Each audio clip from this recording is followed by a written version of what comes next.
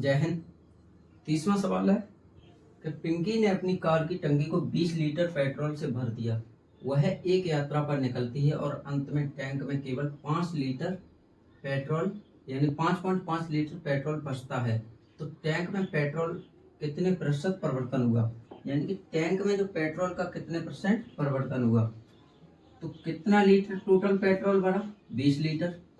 कितना बचा, 5.5। हमसे क्या पूछा है कि कितने परसेंट परिवर्तन हुआ है, वो भी परसेंटेज में। 20 पंजे 100 माइनस करेंगे, कितना रह गया, 14 पॉइंट, आप घटा दो, 14.95 हो गया। 14.5 गुणा में आप 5 कर लो, क्योंकि 20 से ये हमने काटा था, ये आपका 5 होगा, क्योंकि 5.5 लीटर और गुणा में 5, तो 25 की 5 यानी 72.5%। 72.5% का परिवर्तन हुआ। हमसे परसेंटेज में पूछा था, इसीलिए ये बिल्कुल सरल मेथड था, इसका सरल तरीका था। अगला सवाल क्या है, ओम ने अपनी बेकरी के लिए पिछले वर्ष तुलना में 12% अधिक बाजरे का आटा ऑर्डर करने का फैसला किया। यदि उसने पिछले वर्ष 240 किलो बाजरे का आटा ऑर्डर किया था, तो इस वर्ष उसने कितनी मात्रा में आटा ऑर्डर किया। कितना अधिक किया है, 12%। तो 12% को देखो, इस सवाल को बिल्कुल सही करने का तरीका ये हो जाएगा कि टोटल आटा कितने था, 240 किलोग्राम, 240 किलोग्राम, और यहाँ पर हमारा ये 240 3 का मल्टीपल है, तो सवाल भी हमारा 3 का मल्टीपल ही निकल के आ जाएगा। ऑप्शन से ही हम इसको निकाल सकते हैं। तो आटा कितना था, 240 किलोग्राम, कितना परसेंट बढ़ा, 112, कितने से, 100 से बढ़ेगा, काट देंगे, 2 से आप इसको काटेंगे 5 बार और 2 से आप इसको काटेंगे तो ये कटेगा आपका 12 बार। 12 और 112 का आप गुणा करें तो 12 दूनी 24 और 12 एकम 12, 12 और 2 14 और 12 एकम 12, 12 और 1 13, 1344/5। अब आप इसमें भाग दे दें, जिससे आपका आंसर निकल के आ जाएगा। 5 दूनी 10, 5 छक्के 30 और बचे 5 अट्ठे 40, 5 अट्ठे 40, 268.8 किलोग्राम। और यह हमारा 3 का मल्टीपल भी था, तो यहाँ से हमारा ऑप्शन हम अपना मल्टीपल लगा के भी लगा सकते थे, क्योंकि ये 3 का गुणज है 240, तो हम 3 का गुणज भी यहाँ लगा सकते थे। अगला सवाल हमारा, अगला है हमारा 32 में हमारा सवाल ये है कि यदि x से y का अनुपात 3:4 है, तो x और y के बीच संबंध निर्धारित करें। दोनों x y का 75% और x y x का 133.33%, x y का 80% है, x y का 35% है और y x का 120% है। तो हमें निर्धारित करना है। तो जब हम इसमें निर्धारित करेंगे तो हम कैसे करेंगे, तो यहाँ पर देखो, इस सवाल में क्या कह रहा है कि अनुपात दिया है x और y का, x का अनुपात 3 है और y का अनुपात 4 है। अगर अब हम इनको हम निर्धारित करेंगे तो हम कैसे करेंगे, अगर इनको हम निर्धारित करेंगे तो हम किस तरीके से करेंगे।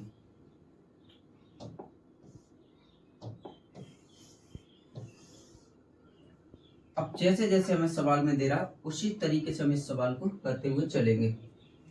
तो हम अपना x बट्टे वाई 3/4 गुणा में आपका 100, 4 से काटेंगे 25 बार, 25 दिया 75%। क्या कह रहा था, एक्स वाई का 75% है और वाई एक्स का 133.33% है। ठीक, तो वाई एक्स का 100, तो अब हम क्या करेंगे, वाई एक्स का, वाई है वो एक्स का, तो हम इसका अपोजिट करके देख लेते हैं।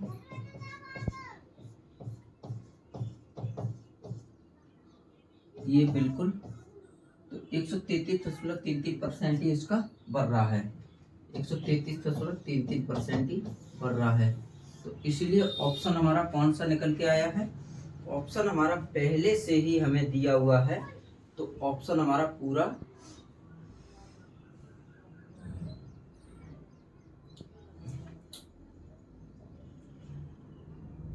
पहला नंबर ही ऑप्शन सही है। अगला हम देखते हैं, अगला एक परीक्षा में गणित के 3 पेपर, अंग्रेजी के 2 पेपर और विज्ञान का 1 पेपर था। गणित के कितने पेपर हैं? 3 पेपर। सभी पेपर 100 अंकों में से, सभी पेपर थे वो 100 अंकों के थे। साइंस को गणित में 60%, अंग्रेजी में 70% और विज्ञान में, यहाँ एस किसी लड़के का नाम है, आप ये समझ लें, 50% अंक मिले। सभी पेपर में उसके अंकों का प्रतिशत कितना था, यानी कि सभी पेपर में उसके अंक कितना था। तो हम यहाँ पर क्या करेंगे, देखो गणित के कितने पेपर थे? 3 पेपरों में उसका स्कोर कितना रहा था? 3 पेपरों में उसका स्कोर कितना रहा था? 60%। प्लस अंग्रेजी के कितने पेपर थे? 2 पेपरों में उसका स्कोर कितना रहा? 70%। प्लस विज्ञान में कितने पेपर थे? 1। अब 1 में उसका कितना स्कोर रहा? 50%।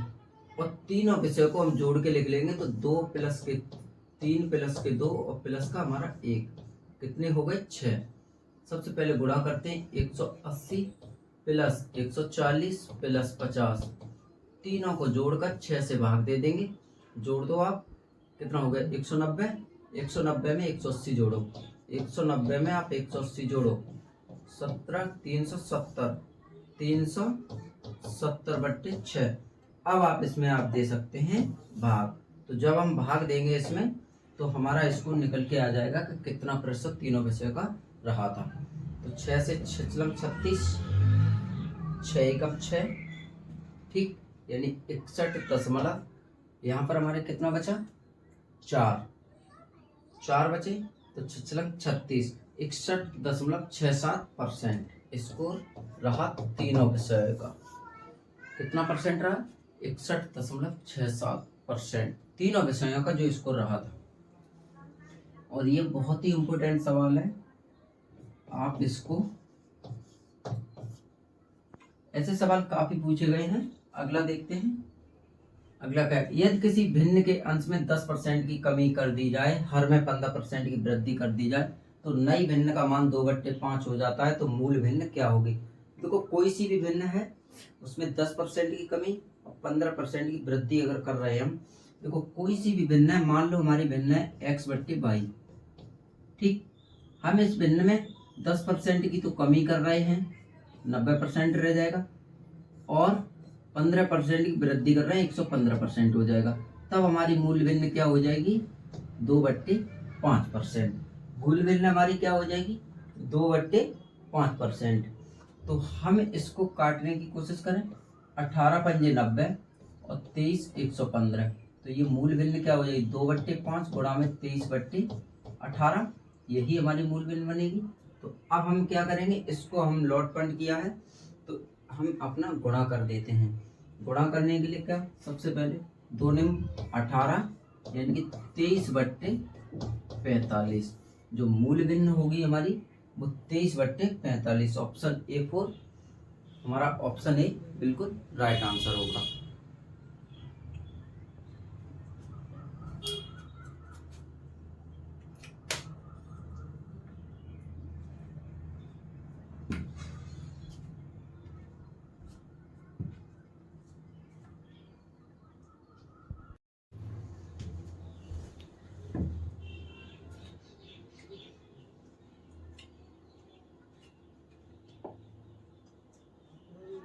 अगला हमारा सवाल होगा, अगला सवाल हमारा ये है, एक भिन्न अंश में 88% की वृद्धि की जाती है और हर में 55% की वृद्धि की जाती है, तो भिन्न का मान है वो हमारा 1504/775 हो जाता है। तो हमारी मूल भिन्न होगी वो हमारी क्या होगी? तो मूल भिन्न होगी वो हमारी क्या होगी?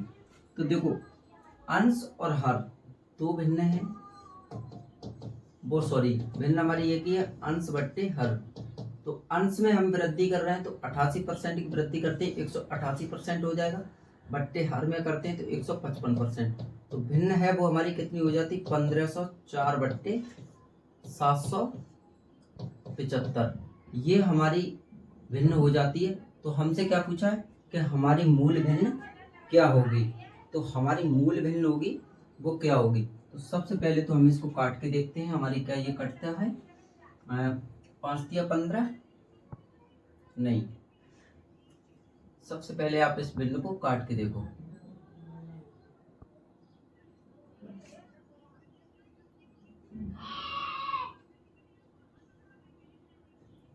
775 यानी 8/5 भिन्न निकल के आ रही है।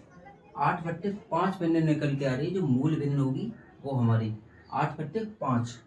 अब हम अपना अगला सवाल देखते हैं। तो अगला सवाल हमारा ये है, अब ए बी का नियम लगेगा इससे। अब यहाँ से हमारा टाइप नंबर दूसरा शुरू होता है।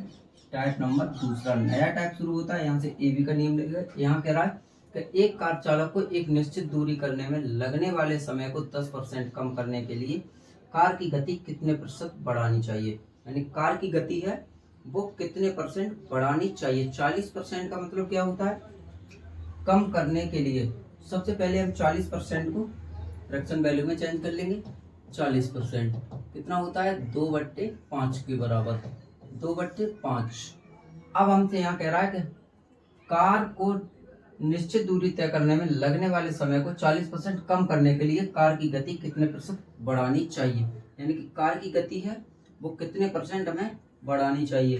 तो देखो जब 2/5 है, अगर कम हमसे कराएगा तो कितना कराएगा 2/3, क्योंकि 5 से हमें 2 कम जाना है तो कितना हम जाएंगे 2/3% की कम जाएंगे।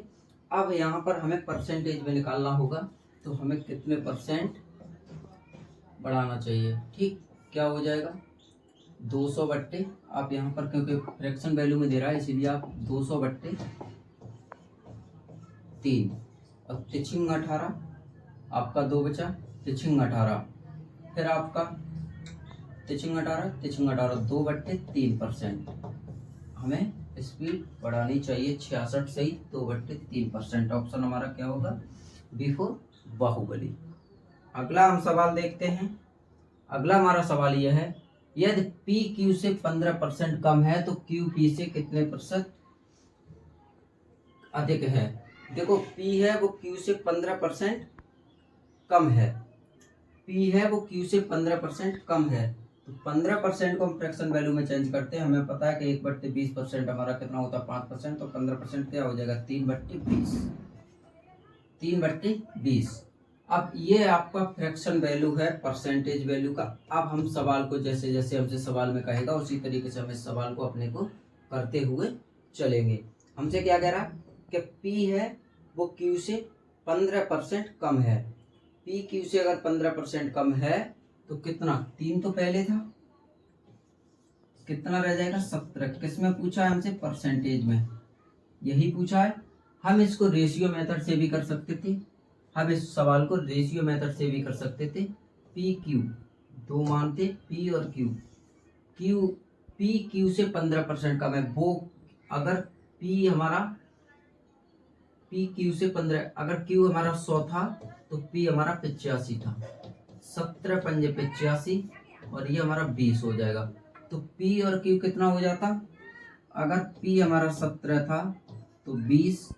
हमसे क्या पूछा था वो सॉरी क्यू पी से कितना परसेंट अधिक है, हमसे ये पूछ रहे थे कितना परसेंट अधिक है।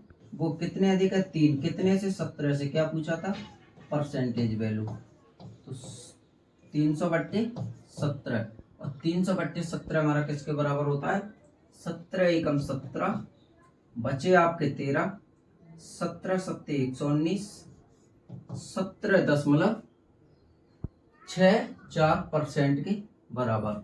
17.64% के बराबर। और आप इसको इस तरीके से भी कर सकते थे परसेंटेज वैल्यू से। यहाँ भी आपका 300/17, यहाँ भी आपका आता 17.64% के बराबर। यहाँ भी आपका 17.64% के बराबर ही आता। आप ऐसे भी सवालों को कर सकते हैं और बिना देरी किए हुए और बिना समय गवाए हुए। ये तो यहाँ पर देखो इतना समय लग रहा है, जस्ट इन सेकंड के कुछ ही 10-20 सेकंड के ये सवाल हैं। अगला सवाल हमारा यह है, मोनल की मासिक आय में 18% की कमी हो जाती है। अब यहाँ पर जो सवाल होंगे शुरू, वो हमारे, हम देखो हैं परसेंटेज के सारे सवाल, मगर हम मिक्स करके लाए हैं। यहाँ क्या है, इनकम बराबर एक्सपेंडिचर प्लस सेविंग, कहीं आपको सेविंग दी होगी, कहीं एक्सपेंडिचर दिया होगा, कहीं आपको इनकम दी होगी।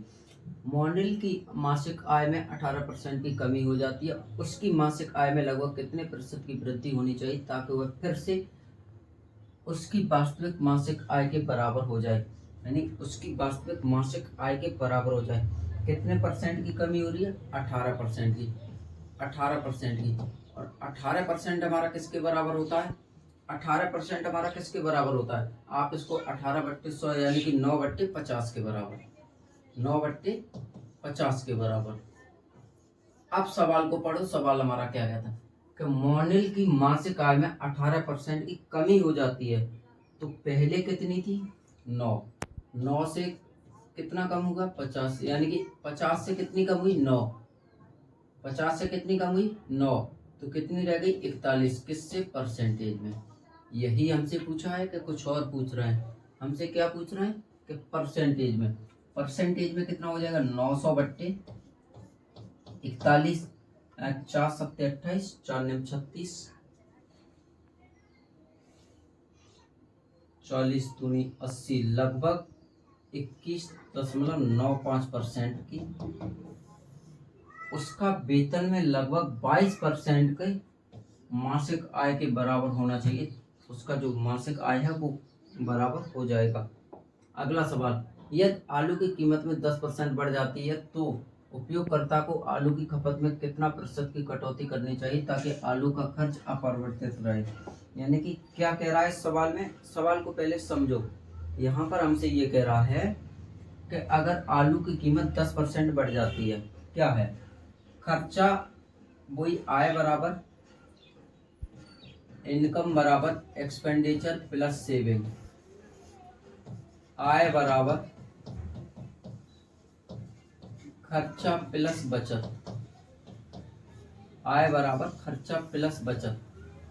क्या कह रहा है कि आलू की कीमत में, आपका ये मोस्ट इंपोर्टेंट सवाल है, सवाल को पढ़ो। सवाल हमारा ये कहता है कि यदि आलू की कीमत में 10% कीमत बढ़ जाती है तो उपयोगकर्ता को आलू की खपत में कितने प्रतिशत की कटौती करनी चाहिए ताकि आलू पर खर्च अपरिवर्तित रहे। आलू पर जो खर्चा है उसका अपरिवर्तित रहे, तो आलू पर जो खर्चा है उसका अपरिवर्तित रहे, तो 10%, इसको हम दो तरीके से करेंगे।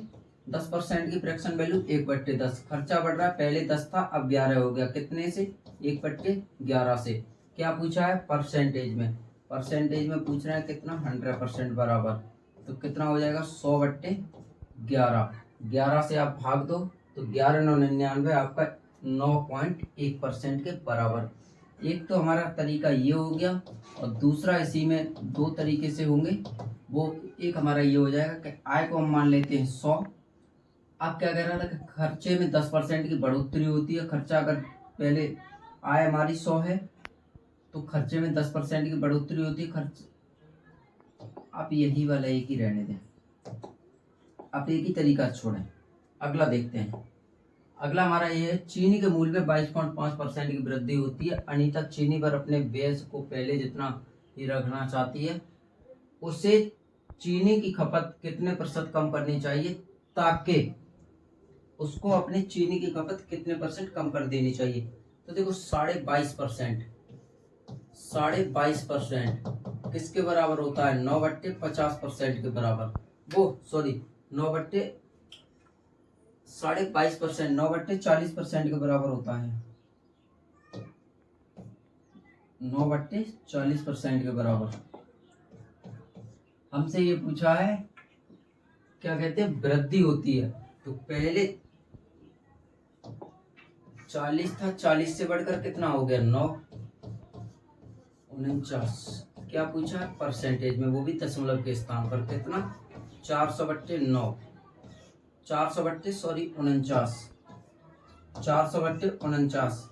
आप यहाँ पर मान लें 50 है हमारा, तो 50 क्या कहता है हमें यहाँ पर कि उसकी चीनी की खपत में कितने परसेंट की कमी कर देनी चाहिए। चीनी की खपत में कितने परसेंट की कमी कर चीनी की खपत में कितने परसेंट की कमी कर देनी चाहिए, हमसे ये पूछा है।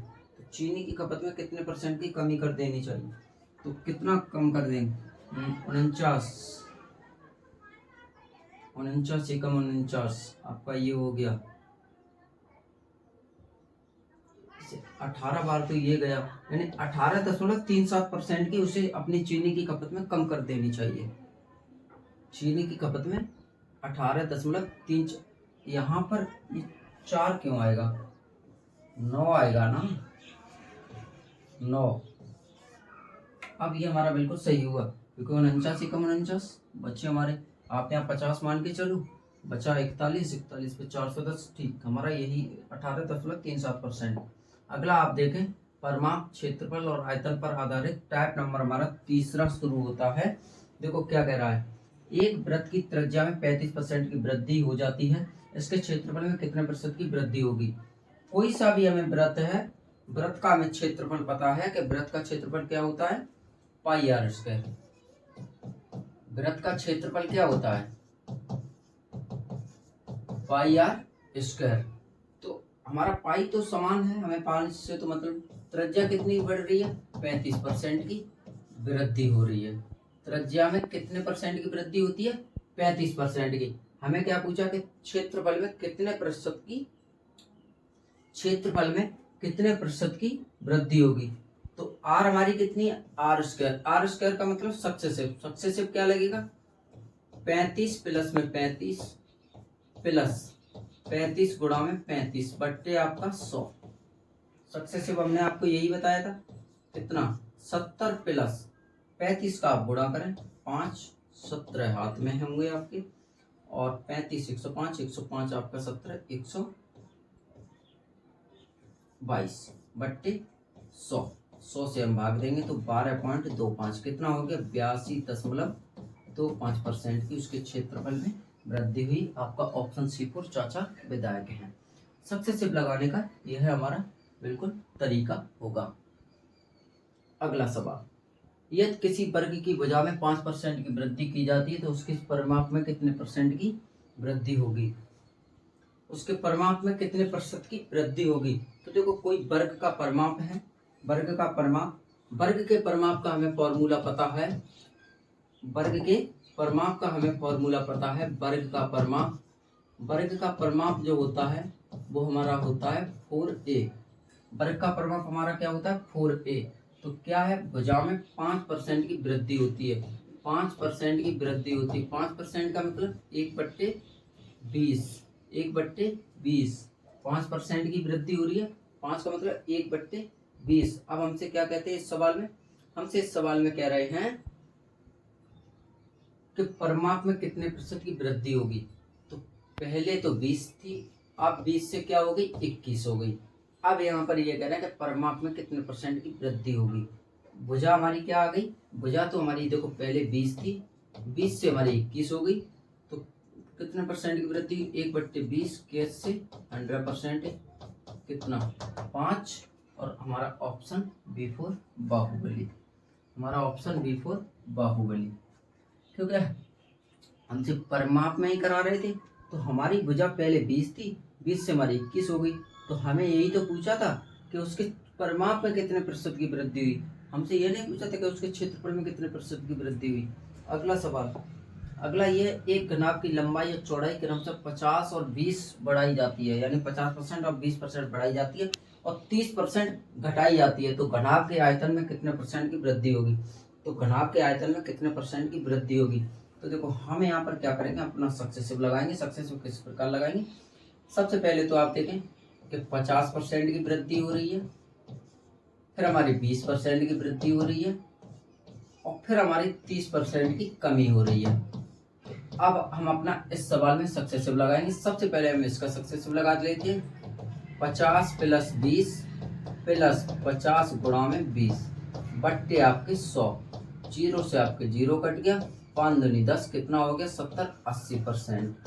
अब 80% तो हमारा ये आ गया। अब हमारा 30% की कमी हुई है, तो हम अपना इसमें भी सक्सेसिव लगाएंगे। तो जब देखो 30% की कमी हुई है तो हम अपना सक्सेसिव क्या लगाएंगे?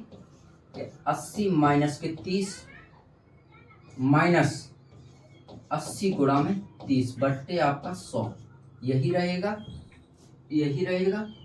ठीक, तो क्या करेंगे, 80 माइनस 30 50 माइनस 8 या 24, क्योंकि हमारे जीरो से आपके जीरो कट गए, तो कितना बचा 26%। ऑप्शन हमारा घनाभ की जो वृद्धि होगी परसेंटेज है वो 26% की। अगला सवाल, अब क्रमागत प्रतिशत परिवर्तन पर आधारित यहां से हमारा नया टाइप शुरू होता है, type number 4। Type number 4, type number 4 होगा वो हमारा पहला सवाल क्या होगा, पहला सवाल इसमें जो पीछे वाला हमारा ये सवाल था, ये तो हमने सक्सेसिव लगा के दिखाया है, ये हमने 2 संख्या वाला सक्सेसिव लगा के दिखाया है। आप इसमें ये भी लगा सकते थे a प्लस बी प्लस सी, आप 3 अंकों वाला भी सक्सेसिव लगा सकते थे, और ये फॉर्मूला हम आपको लिखा चुके हैं पहले ही ऑलरेडी। जब एक वस्तु का मूल्य 40% कम कर दिया जाता है, उसकी बिक्री में 60% की वृद्धि होती है, तो बिक्री पर निवल प्रभाव क्या था, बिक्री पर निवल प्रभाव क्या था। देखो कोई सी भी वस्तु है उसमें 40% का अगर कम कर रहे हैं हम, 40% कमी हो रही है और 60% वृद्धि हो रही है, 60% वृद्धि हो रही है, तो क्या कह रहा है कि बिक्री पर निवल प्रभाव क्या था, बिक्री पर निवल प्रभाव क्या था। हम यहाँ पर क्या करेंगे, अब हम इस सवाल में क्या करेंगे, सक्सेसिव लगाएंगे 60 और 40 का।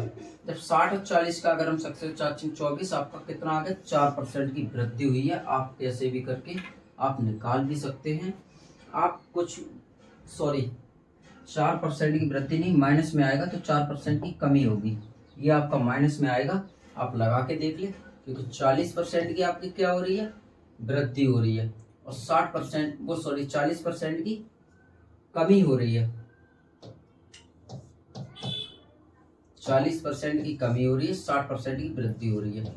आप अपना सक्सेसिव लगा लें, सक्सेसिव लगाते हैं, कितना बचा 20 माइनस के 24, कितना आया माइनस का 4%।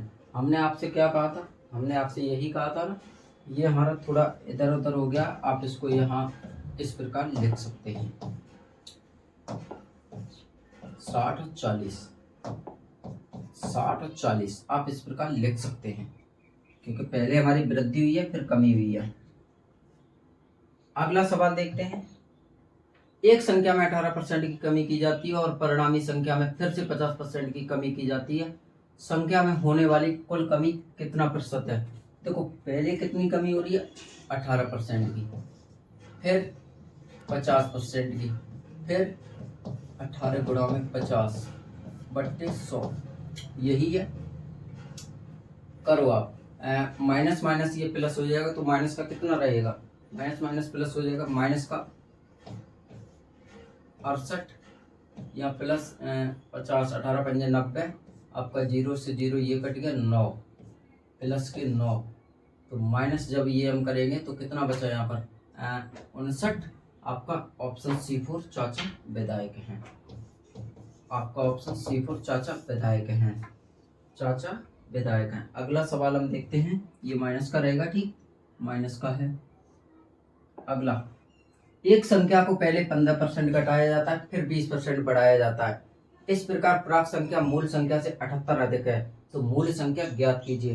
देखो कोई सी भी संख्या है, पहले 15% घटाया जाता है फिर 20% बढ़ाया जाता है, पहले 15% क्या कह रहा है 20% बढ़ाया जाता है, 20% बढ़ाया जाता है, 15% घटाया जाता है, 20% बढ़ाया जाता है, 15% घटाया जाता है।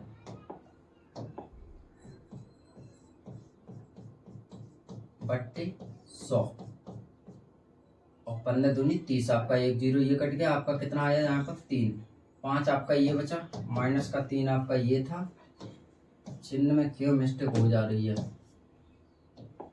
कितना 2%, और इस 2% की वैल्यू कितनी है 78, कितने गुना 2 दिया 6 दूनी 18 39 गुना। हमसे क्या पूछा है कि मूल संख्या क्या होगी, हमसे क्या पूछा है 100% की वैल्यू पूछ रहे हैं, 100% की वैल्यू पूछ रहे हैं, तो 100% की वैल्यू क्या हो जाएगी 2% का मान कितना है 39। आपका 100% आप निकाल के दे दो, 100% कितना हो जाएगा 78, इसका ये मान है 3900।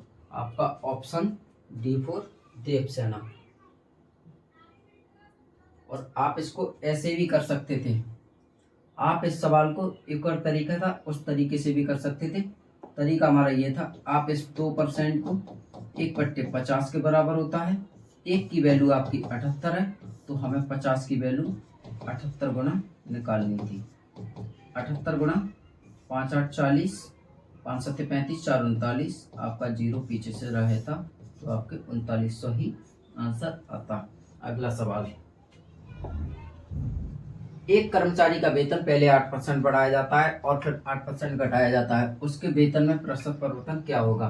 देखो, पहले 8% बढ़ाया जाता है, 8% घटाया जाता है। हमने आपसे क्या कहा था, अगर समान सक्सेसिव लगा रहा हो तो हम पहले उसी संख्या का गुणा कर देंगे, फिर भाग दे उसका पहले तो उसी संख्या का जोड़ लेंगे, फिर उसका गुणा कर देंगे, तो हमारा क्या आ जाएगा ऑप्शन 0.64%। ये हमारा यहीं पर। फिर अगला है कि 17% की कमी होती है, 17% की वृद्धि होती है, कितना हो जाएगा 2। यहाँ पर क्या कहता है कि राजस्व में प्रतिशत परिवर्तन क्या होगा। तो राजस्व में प्रतिशत जो परिवर्तन होगा वो हमारा कितना होगा, हमसे ये पूछ रहे हैं, राजस्व में प्रतिशत परिवर्तन क्या होगा। अगर देखो किसी भी संख्या में 17% की अगर कमी हो रही है और 17% की वृद्धि हो रही है,